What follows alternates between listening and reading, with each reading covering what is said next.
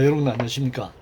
2018년 12월 24일 월요일 신문사설 비평을 시작하겠습니다. 먼저 부채, 빚과 관련된 한국경제신문 사설입니다.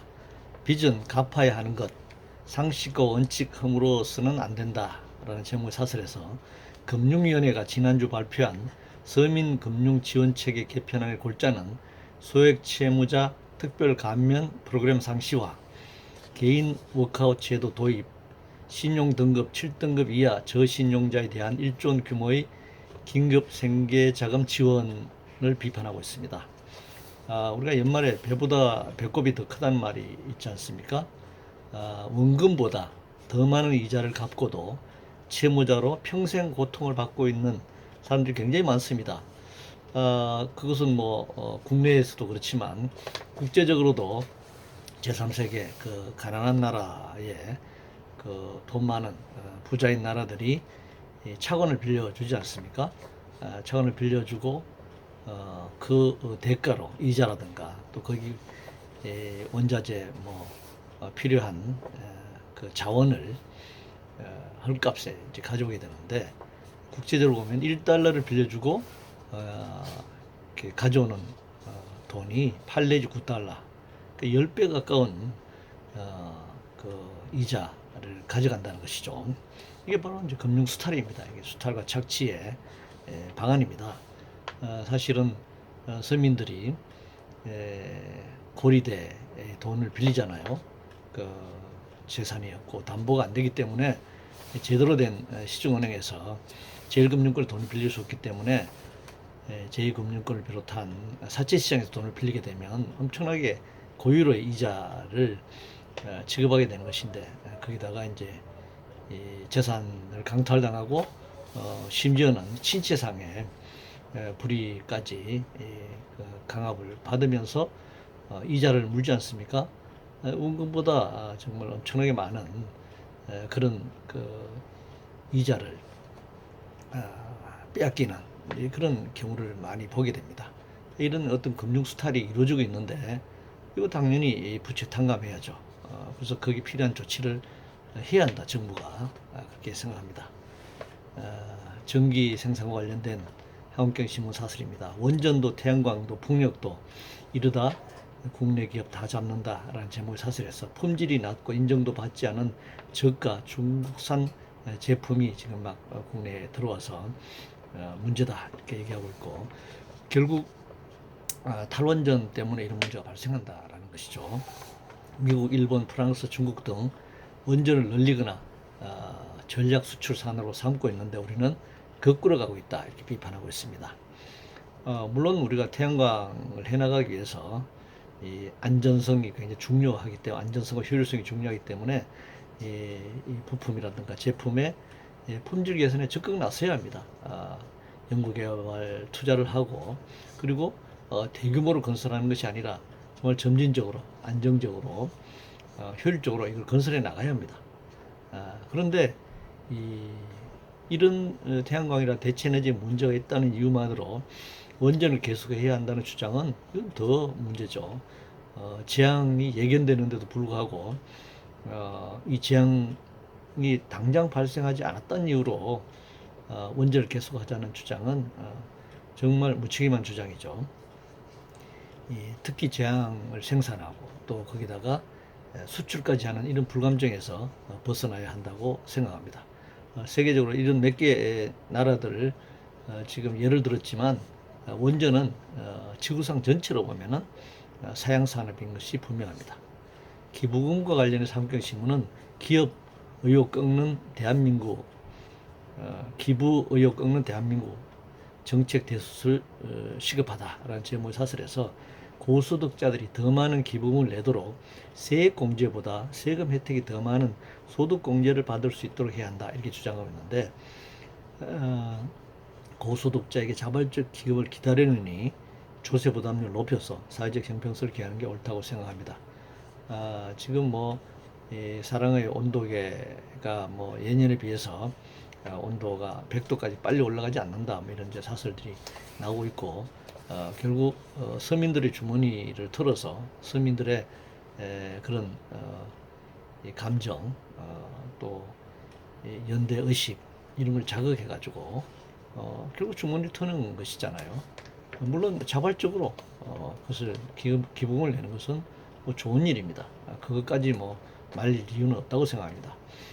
그러나 이런 재벌들에게 이 세금 혜택까지 주면서 결국 기부금을 내게 하는 것은 그 같은 그런 방식보다는 국가가 제대로 된 조세 부담료를 높여서 부자들로부터 세금을 걷어서 사회복지 정책으로 펼쳐야 한다. 이 기껏해야 몇백억, 몇천억 정도의 수준인데 우리가 정부 재정이 500조에 육박하고 있는 거고 실제 지하경제까지 포함하면 우리나라 GDP가 2천조 원에 달하는데 이거 몇백억, 몇천억을 걷기 위해서 이런 기부금 뭐 부자들 세제 혜택까지 주는 세금 혜택까지 주는 이런 방식의 이 기부금 운동이라고 하는 것은 결국 서민들이 가난한 서민들의 그런 그 주머니를 터는 방식으로 기울될 수밖에 없다 생각합니다.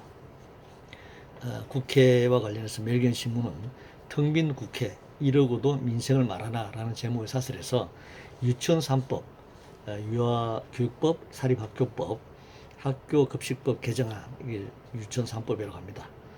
이른바 그리고 이 유치원 3법과 이른바 위험의 외주화 방지법으로 불리는 산업안전보건법 개정안이 지금 논란이 있기 때문에 이건 뭐 당장 연말까지 해결되기 어렵다 이렇게 보고 있는 것 같아요.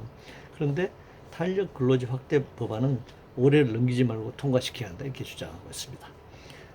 사실 유치원 3법이나 외주화 방지법이 더 시급한 법 아닌가요?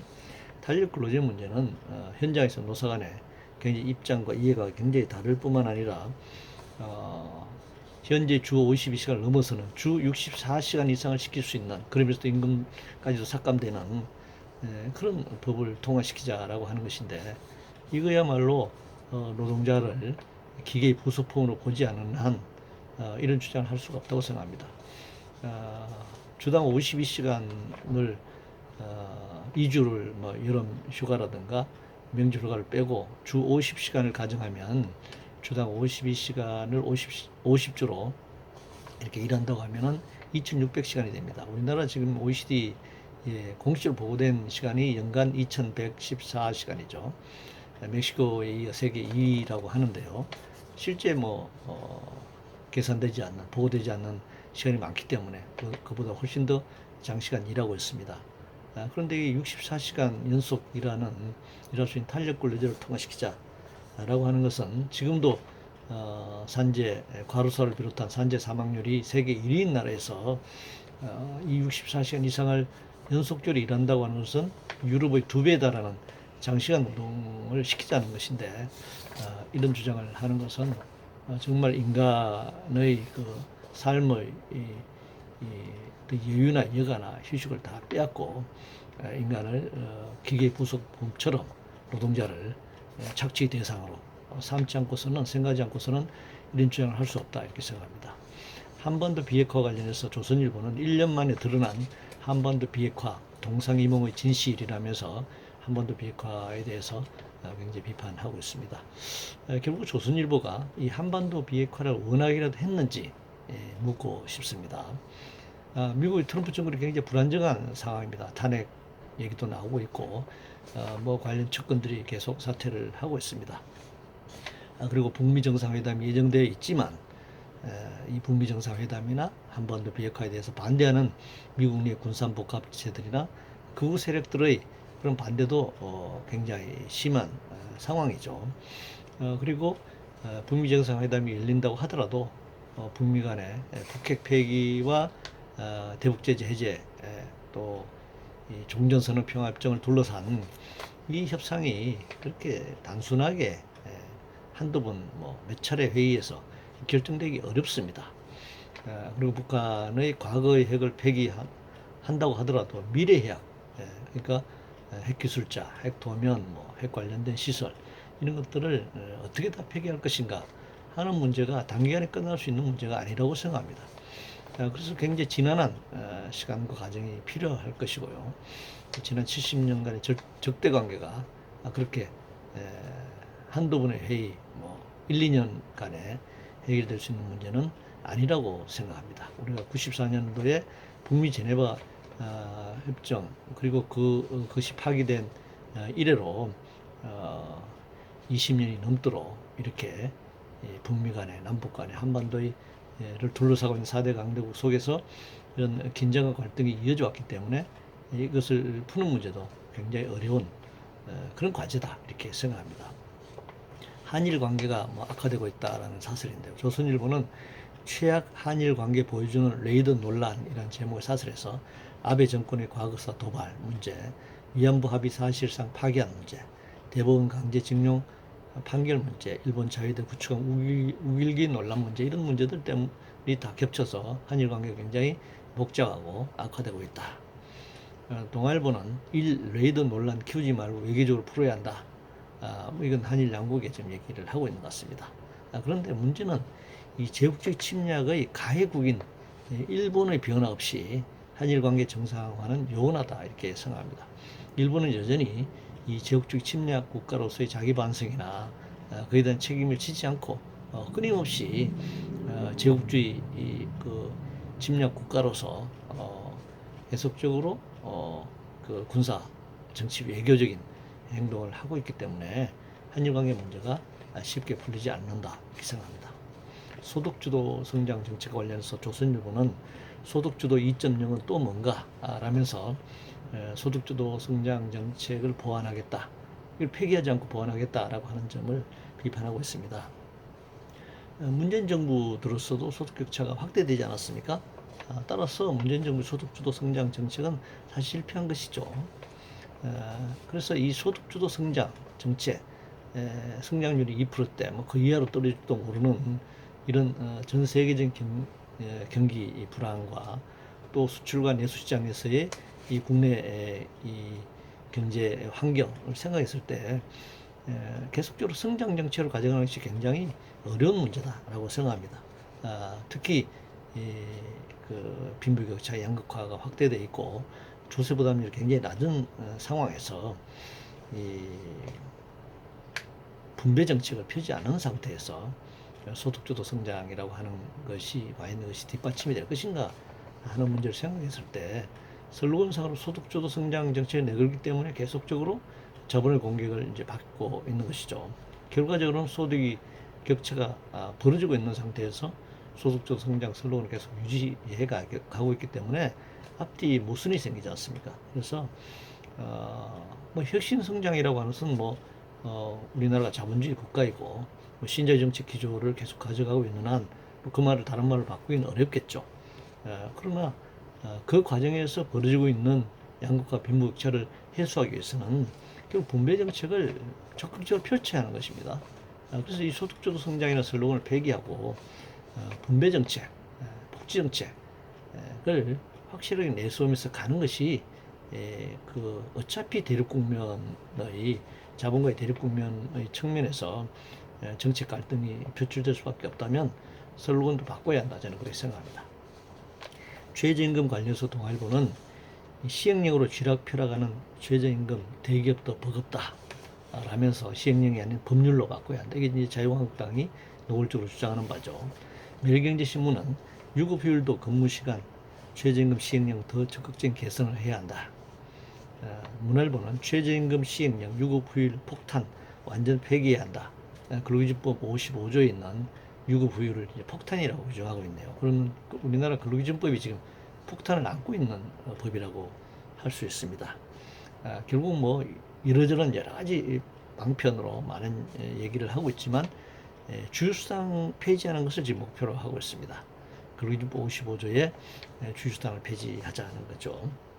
결국은 올해 최저임금 산입 범위를 확대해서 노동개선 최저임금 삭감법을 통과시켰다, 이렇게 얘기했는데 결국 최저임금을 깎자는 것입니다. 그리고 이 최저임금 산입 범위를 확대해서 일부를 깎았죠. 그리고 주휴수당을 이제 폐지시키고 나아가서는 내년에는 지역업종별 최저임금 차등 적용하는 그런 법까지 통과시킨다면 최저임금 제도가 붕괴되는 것입니다. 최저임금 제도가 의미가 없는 제도가 되는 것입니다. 사회적 약자와 관련해서 중앙일보는 화마에 쓰러지는 사회적 약자들 언제까지 방치할 건가라는 제목의 사설에서 인간적인 삶이 가능한 주거 환경을 갖출 수 있도록 지원하는 한편 취약계층에 특화된 안전대책을 강구해야 한다.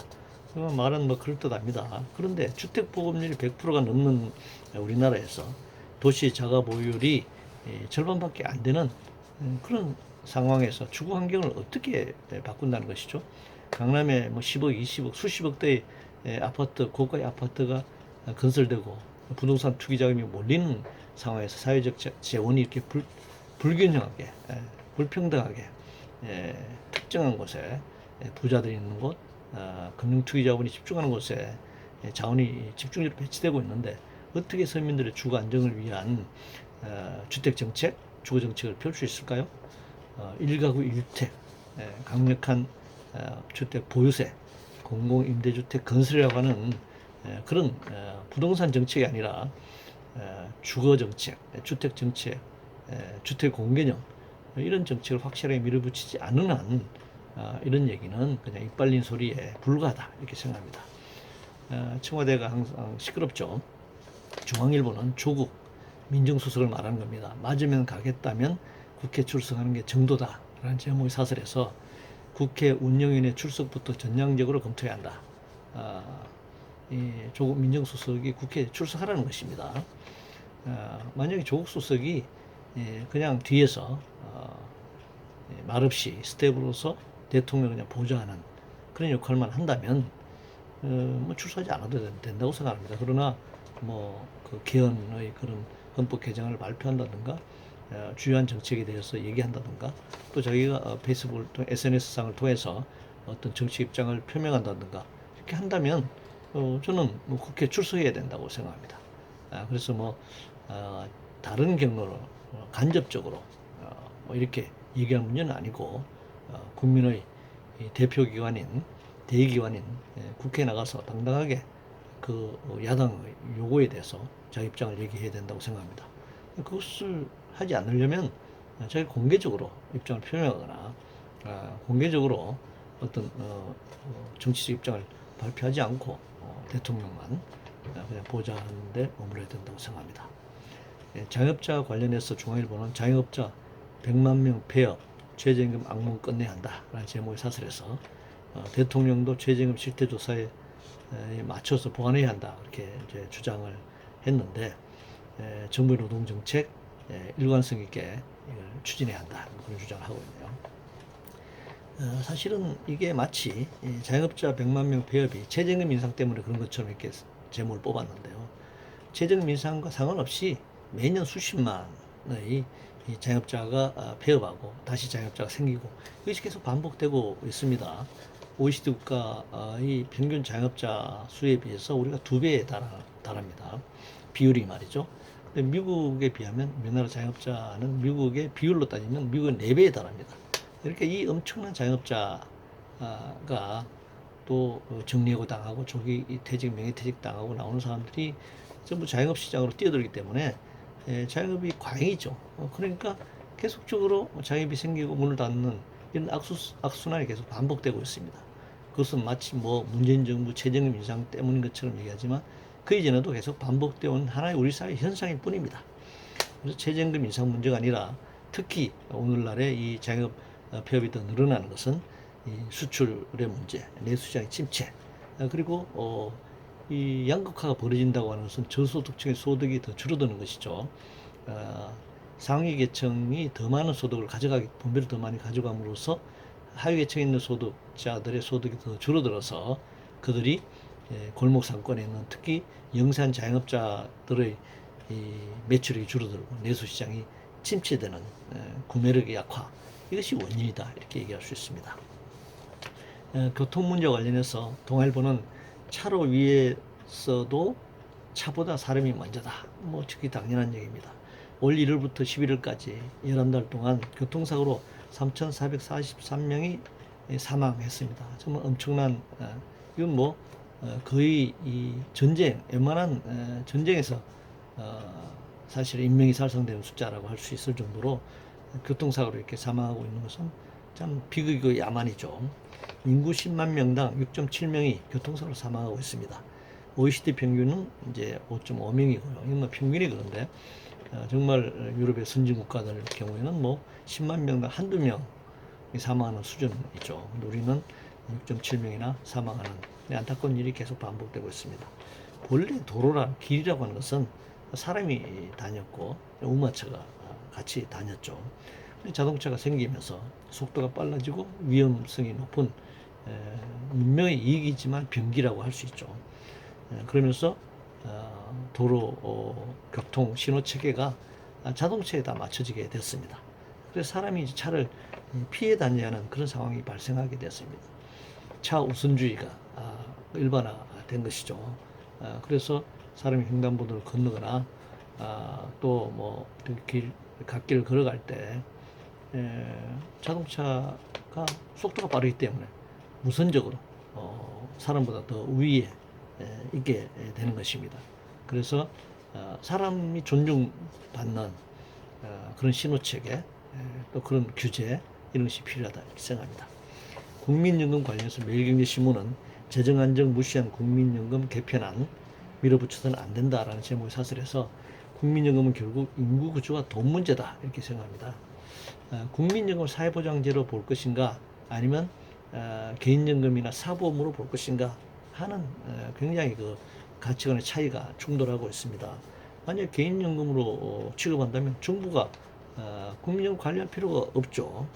그리고 재벌 대기업에 이렇게 우리나라 주요 대기업들의 5 내지 10% 수준의 다 국민연금 투자를 하고 있는데 이걸 국가가 만들어서는 안 되겠죠.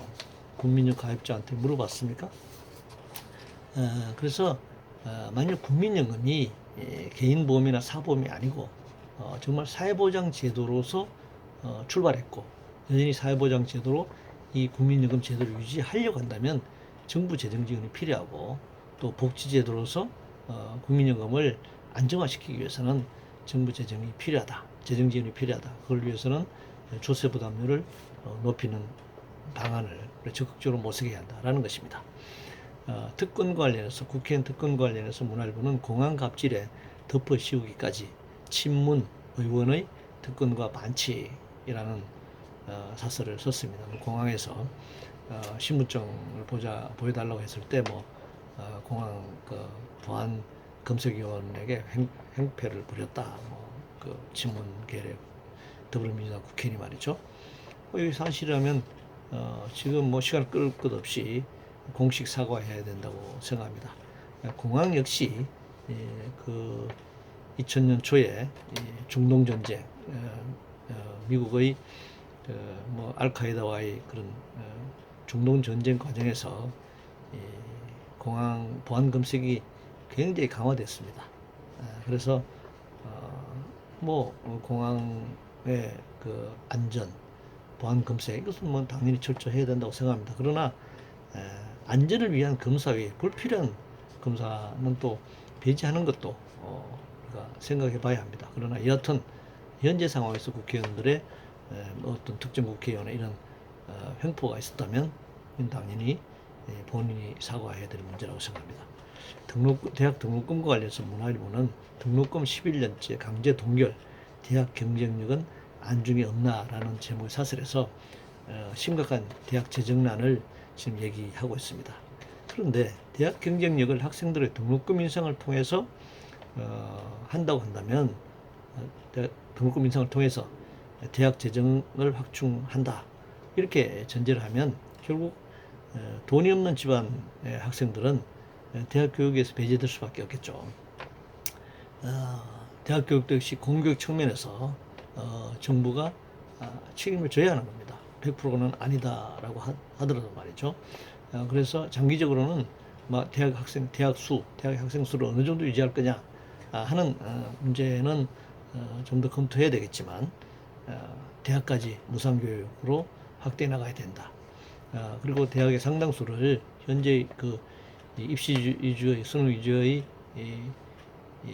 그 교육 제도 그리고 현재의 대학 교육 시스템을 상당수 직업교육 훈련 체제로 바꿔나가야 한다.